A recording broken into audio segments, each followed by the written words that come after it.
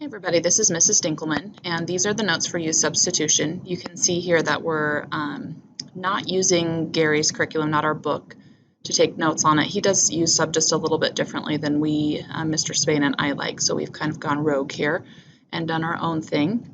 If you don't have this printed out or haven't grabbed it from me, you might pause and go grab that or print it. If you just want to write on separate paper, obviously, that's fine as well. So other than just basically finding antiderivatives, we're going to use one technique for finding integrals, which is use substitution, and that is going to be the way that we undo the chain rule. We will not in this class undo the product rule or the quotient rule, but we will use USub to undo the chain rule. So in some cases, it's a little easier to see what our integral might be. So we don't have to use use substitution all the time, but if we look at an integral and we're not exactly sure what's happening, then USub might be something that we are going to do. So really quick, I'm just going to kind of steal from example 1. I want us to think about what would happen if we tried to take the derivative of, let's say, it's 3x squared plus 5x minus 7 to the 9th power. If we try to take the derivative of that, we're going to get the derivative of the outside, leaving the inside alone, times the derivative of the inside. Okay, so I want you to compare that to what we're looking at in example 1. So notice that we do have that 3x squared plus 5x minus 7 to the 8th power, just like we have here. Okay, that's there. We have, because of chain rule, this 6x plus 5 kind of popped up, so that's why in that integral, that 6x plus 5 is kind of hanging out there. The only thing we really don't have is this 9, and that's kind of like that divide by the new exponent rule. So I think the answer to example 1 should be 3x squared plus 5x minus 7 to the 9th divided by 9 plus c. Okay? Now, I've been in calculus for a long time, so it's easy for me to see those things happening, and that's why sometimes use substitution can be really helpful because you can't always see exactly what's happening. Okay, so let's kind of reverse again. I'm going to delete this and pretend we didn't talk about it, and let's see how we might do this use substitution. So what I want you to notice, though, when we use substitution, we're going to see a function on the inside. Okay, it's inside parentheses, and I realize this guy is too, but what I want you to notice is that the derivative of the highlighted part that I have there is what's sitting on the outside. So that's kind of the indication to me that this was a chain rule derivative that we had done that we're trying to undo. And I'm going to kind of just ignore this for a little bit. Obviously, you have it there. I'm going to have the same thing, but I think Mr. Spain and I do this just a little bit differently. So I am going to have u equal the inside of the parentheses. That's the part that I'm going to eventually take the derivative of. Then what I do is I take the derivative of this thing implicitly. So the derivative of u would be 1, and then we'd put a du. And then the derivative of this, I'm just going to put the dx at the very end of this because everything is an x on the right-hand side. What we're going to do with that is we're going to use this dx. We're going to try to get that to be replaced as well. We're going to turn everything into a new variable and then kind of come back. So it's going to be a little interesting. You'll see how that works here. So I'm going to go ahead and solve for dx because I'm going to be replacing a bunch of things in here. Okay, so what I'm going to replace is that 3x squared plus 5x plus or minus 7, that's going to turn into my u, okay? I just solved for dx, so we'll look over there for our dx, and what I'm hoping is that that 6x plus 5 is going to cancel here in a minute. So let's kind of start writing what I think we have. Okay, so we have u to the 8th, and then instead of dx here, we're going to have du over 6x plus 5. Sorry, I forgot the parenthesis over there. So what should happen when we're doing u substitution is that all of the x's disappear and everything turns into a u. So I want you to see that happening here with that 6x plus 5 and that 6x plus 5 right there. And what we really have then left over is u to the 8th du. Well, that integral would be u to the 9th divided by 9 plus c. So if we look back at the question, it has x's, and we've suddenly turned to u. So we better, if we're going to answer this properly, make sure we have it back in terms of x. So I'm going to look back up here that u was that 3x squared plus 5x minus 7 to the 9th divided by 9 plus c. Okay, so if we could write a couple things down if you wanted. So for you, one of the bits of advice I have is look inside. That's not always helpful. What can also be helpful is to know that the du is the derivative of the inside.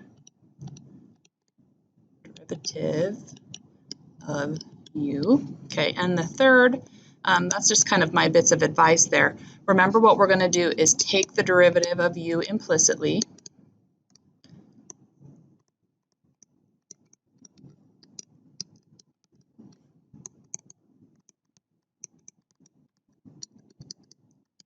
And then one of the other things we're going to do is we're going to solve for dx after that. Okay, maybe a couple or another thing to add. So all x's should cancel. That's another thing. Okay, we'll be checking for that again. So look in the inside to figure out what u is going to be. Du will be the derivative. I think Mr. Spain on this first part of the assignment, he gives you the u, but I want you to kind of start thinking about what it might be, because sometimes you might have to make that decision on your own. We'll take the derivative of u implicitly, we'll solve for dx, and we'll make sure all the x's cancel. Okay, so he's giving us a little bit more. Again, he writes it just a little bit differently. I know we'll get to that, but we'll just kind of pretend he gave us that information. So what I want you to notice is, again, look inside. Parentheses are a really good indicator of what u should be. Not always the perfect solution there, but and then the derivative of that is 4x cubed. And see that x cubed right there? I know it doesn't have a 4, but there's an x cubed. So that's the part that's going to be du here in just a second. So let's go ahead and find du. So again, I take the derivative implicitly. I don't know why my handwriting is so bad on these. Let's try again. Du is the derivative of the left-hand side, and the derivative of the right-hand side is going to be 4x cubed dx. Remember, I want you to solve for dx there, because we're going to do some replacing. Okay, so let's come back over here. So x cubed, I hope that's going to cancel here in a minute. Cosine of u. Dx turns into this du over 4x cubed. And this time the x cubes cancel, but I'm left with a constant, which is okay. So my brain kind of thinks of this 4 that's in the denominator as being just kind of tacked on. And so there's a 1/4. The antiderivative of cosine is sine. Double check your signs, SIGNs. Is it positive or negative, and make sure that looks right. Derivative of sine is cosine. And then we want to go back to x's. Just like before, I always find it helpful, especially on a test, just to take the derivative of this just to make sure I'm right. So let's see. And I kind of mean that whole thing there. So there's a 1/4. The derivative of sine would be cosine, so we would leave the inside alone, and then we would take the derivative of the inside. And I just compare that to what my original looked like, and it looks like they would simplify down to the same. Again, challenge figuring out what u should be, and I kind of gave you some advice a little bit here. So example 3 here, there aren't parentheses, but the root kind of serves as a set of parentheses. So let's just see if that works. In my mind, what I do is think, okay, if the inside of that is u, what's the derivative of the inside? And the derivative would be negative 8x. And look, there's an x hanging out, so that's good. So let's try and see if that works. And we just kind of have to be okay with trying a u and then it not working out, and then trying something else. There's nothing wrong with doing that. Okay, so derivative implicitly, and then we're going to solve for dx. Okay, so let's see what happens here. There's an x and then I'm going to replace that with u. Now remember, I didn't put the root in my u because I just want to look on what's on the inside, not include the whole thing. Okay, so dx now becomes du over negative 8x. And again, one way to know that you did something right is that your x's cancel. So I'm going to rewrite this as negative 1/8, since that's a negative 8. And I'm going to call this u to the negative 1/2 because I know that's how I need it to find the antiderivative. Okay, so I'm going to add 1/2 to the exponent, divide by the new exponent. You know how I don't like that. I'd rather flip and multiply. So let's see, I think my final answer should be negative 1/4. Instead of the square root of u here, I'm going to put what u actually is because I know I have to do that anyhow, and then plus c.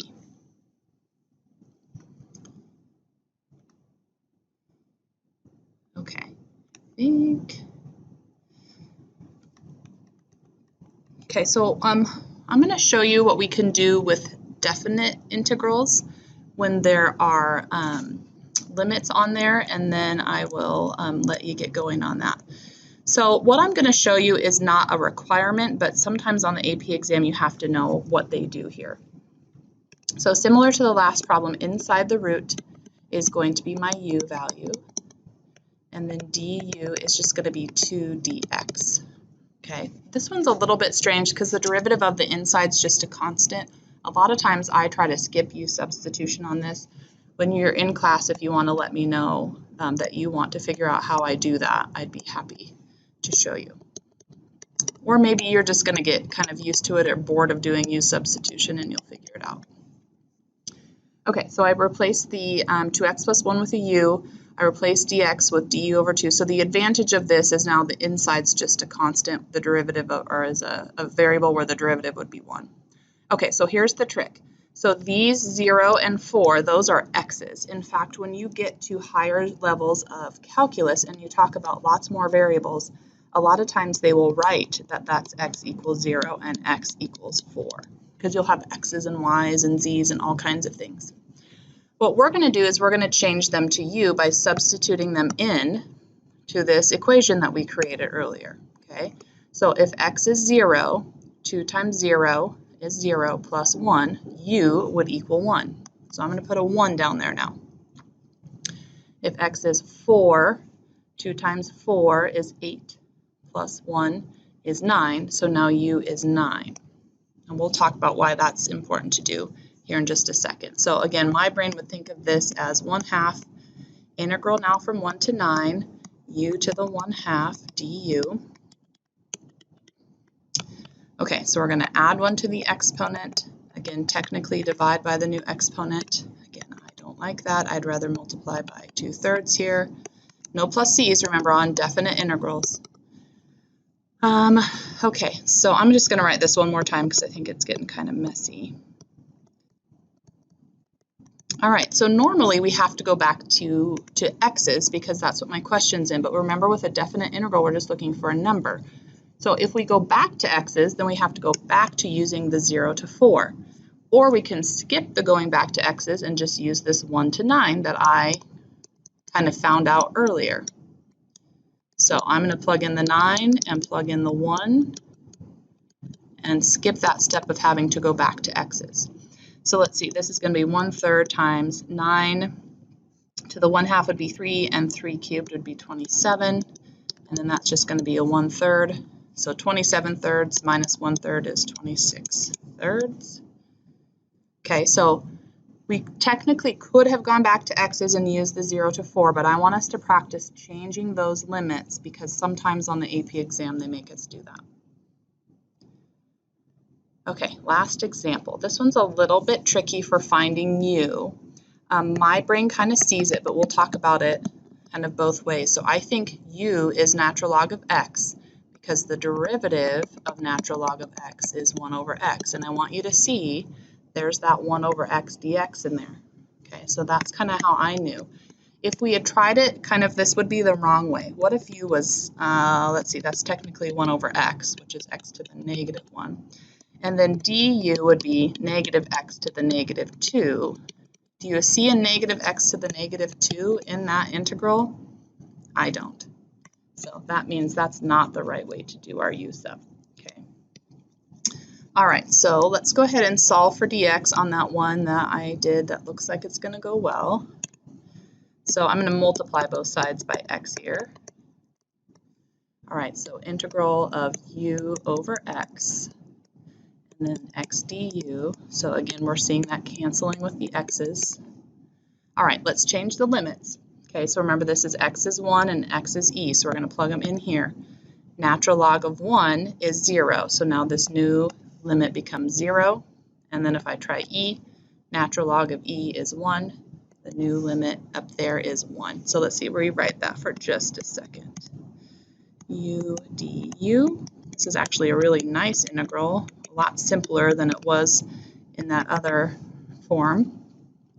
Plug in the 1, plug in the 0. And again, the nice thing was we didn't have to deal with going back to the x's or even think about natural log because we had changed our limits to the equivalent in u. Okay, so let's just take a quick peek. There's a couple of homework assignments that you have this week based on u substitution. So this first one, and Mr. Spain gives you what the u value should be, which is really nice of him. That number 7 is kind of a challenging one if you want to try it. I'll tell you right now, it's a sine inverse one. So if you want to think about that, you certainly can. And then once you feel confident with that, this is just some integrals from past AP exams. Some of them are u substitution and some of them are not. And so you kind of have to make that decision as you go through. So that's why we kind of have this as just a follow-up assignment kind of at the end of the week.